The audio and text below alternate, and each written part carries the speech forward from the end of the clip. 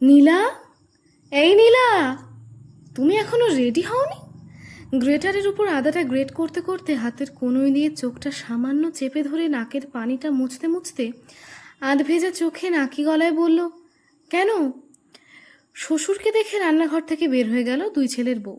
যাওয়ার সময় একজন আরেকজনকে একটু মজার ছলে ধাক্কা মারল। পলাশের চোখ এড়ায়নি, এড়ানোর কথাও না। 40 বছর উচ্চ আদালতের বিচারক হয়ে বসে থাকতে থাকতে সব চোখে পড়ে, কিন্তু দেখেও দেখে না সে। খুব একটা রান্নাঘরে আসে না পলাশ, বহু বছর হলো।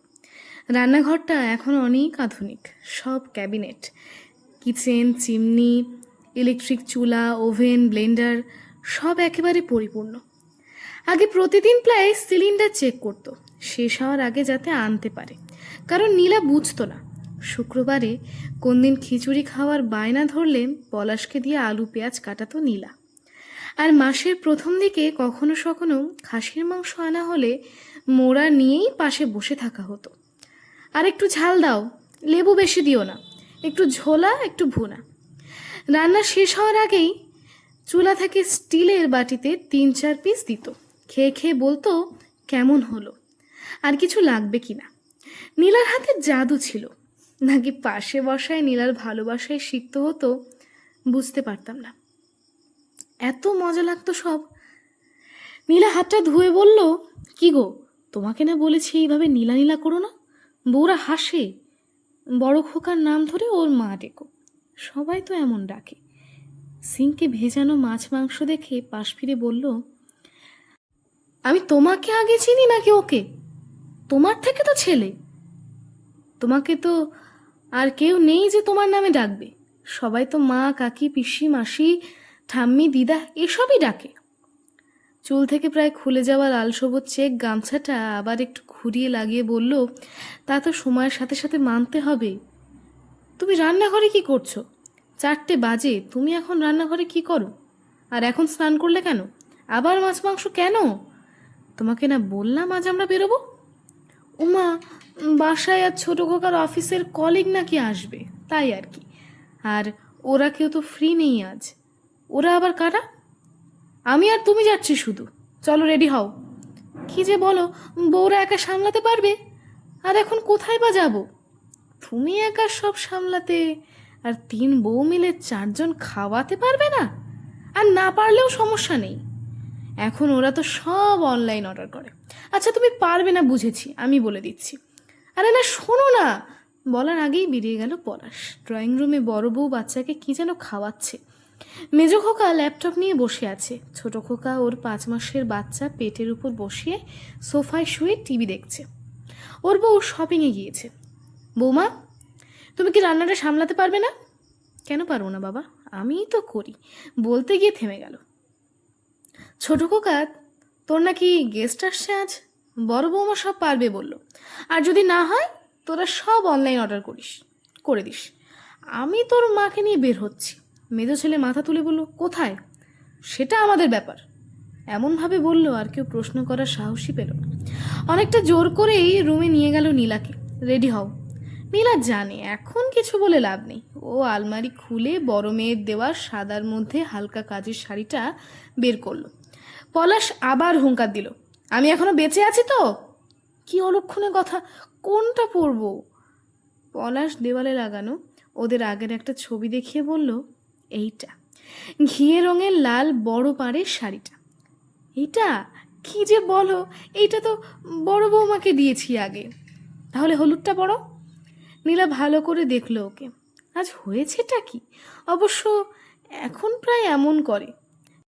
রিটায়ার্ড হলো মাত্র 6 মাসও হয়নি, প্রায় এমন উটকো জ্বালা।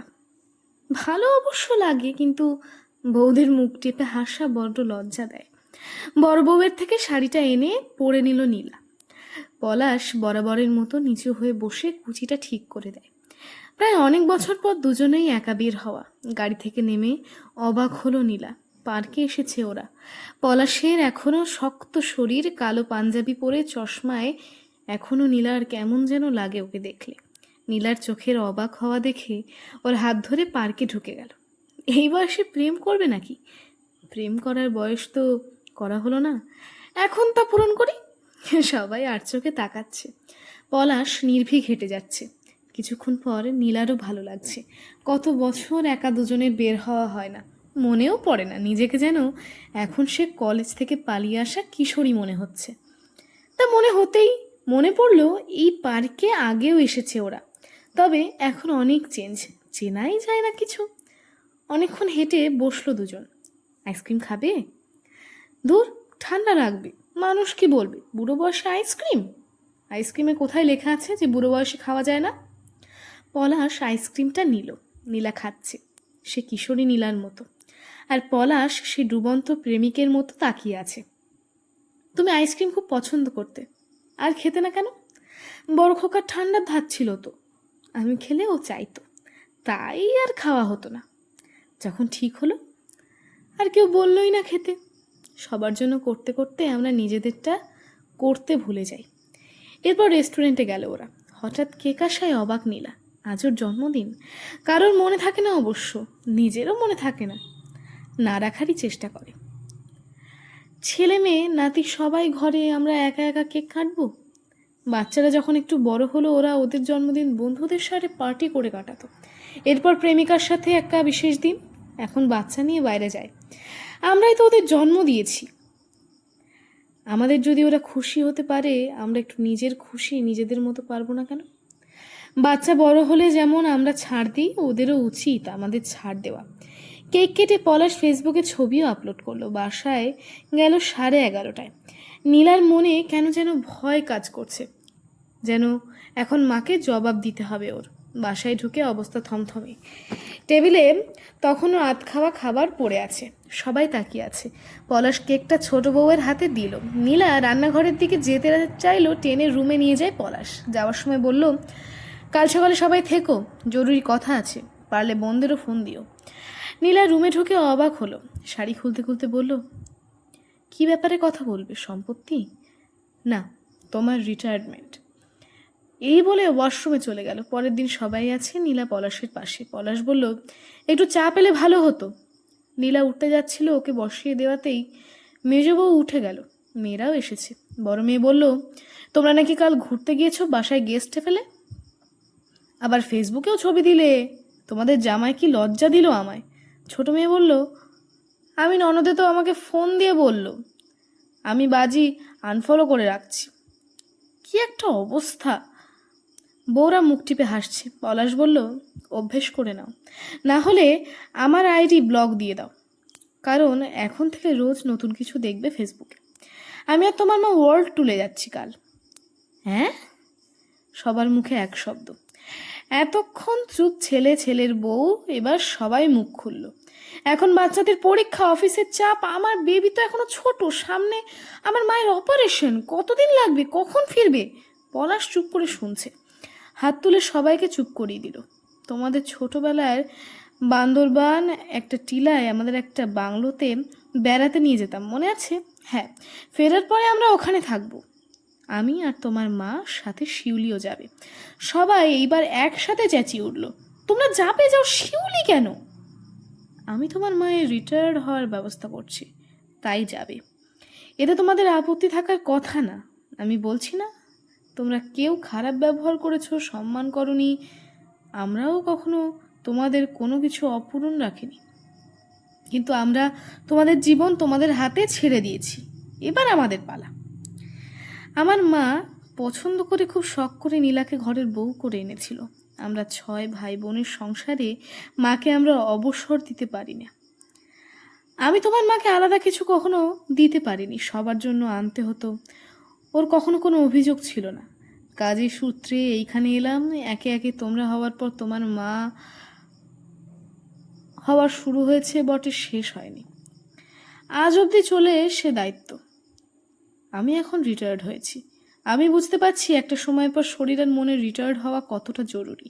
আমি রোজ হাঁটছি, শুয়ে বসে খাচ্ছি, কিন্তু তোমার মা পারছে না। বলছি না তোমার মা একা করছে, কিন্তু তোমার মায়েরও রিটায়ার্ড হওয়ার সময় এসেছে। আমি তাড়াতাড়ি উঠি, তাই তোমার মাকে আগে উঠতে হয় আমার জন্য। তোমরা একা একে বাইরে যাও, বাচ্চাদের ঘরে রেখে যাও, কখনো জিজ্ঞাসা করলে না মা তুমি যাবে কি না? আসলে আমার ভুল ছিল, এটা আমারই করা উচিত ছিল। কারোর অসুখ মাকে লাগবে, মেয়ের অসুখ মাকে লাগবে, হসপিটালে রাত কাটাতে হবে মাকে লাগবে, একটু রান্নার চাপ মাকে লাগবে। কিন্তু তোমার মায়ের অপারেশনের সময় সবার অসুবিধা ছিল। কারোর বাচ্চার পরীক্ষা, কারোর কাজের বুয়া নেই, কারোর অফিসের চাপ, তখন শুধু শিউলি ছিল।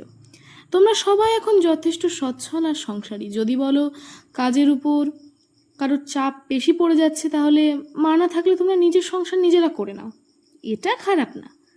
আমরাও হয়েছি, তখন হয়তো বুঝবে কেন তোমার মায়ের রিটায়ার্ড হওয়াটা দরকার। তোমাদের দরকার হলে আমরা অবশ্যই ফিরে আসবো, চাইলে তোমরাও যেতে পারো, আমাদের আপত্তি নেই। কথাটা বলে উঠে গেল পলাশ। আর শোনো, কাল আমাদের 10টার ফ্লাইট। বড় বউ বলল, আপনারা একা যাবেন? কিছু হয়ে গেলে সামলাতে পারবে মা। তোমরা হয় জানো না, জানলেও হয়তো ভুলে গেছো, তোমাদের মা ঢাকা ভার্সিটির ইংলিশ ডিপার্টমেন্টের ছাত্রী ছিল। একবার সুযোগ পেলে আবার ফিরে আসবে নিজের রূপে। সবাই দাঁড়িয়ে আছে। পলাশ নীলার হাত ধরে গাড়িতে তুলতে গিয়ে শাড়িটা আবার একটু খুলে গেল। পলাশ নিচু হয়ে বসে কুচি ঠিক করে দিতে সবাই এমনভাবে তাকিয়ে আছে যেন পাহাড় নড়তে দেখেছে।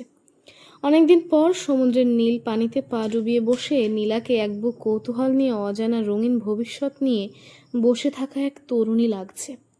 পলাশ পাশে এসে বসে বলল, কি গো, কেমন লাগছে রিটায়ারমেন্ট? যেন বেঁচে উঠলাম। নমস্কার।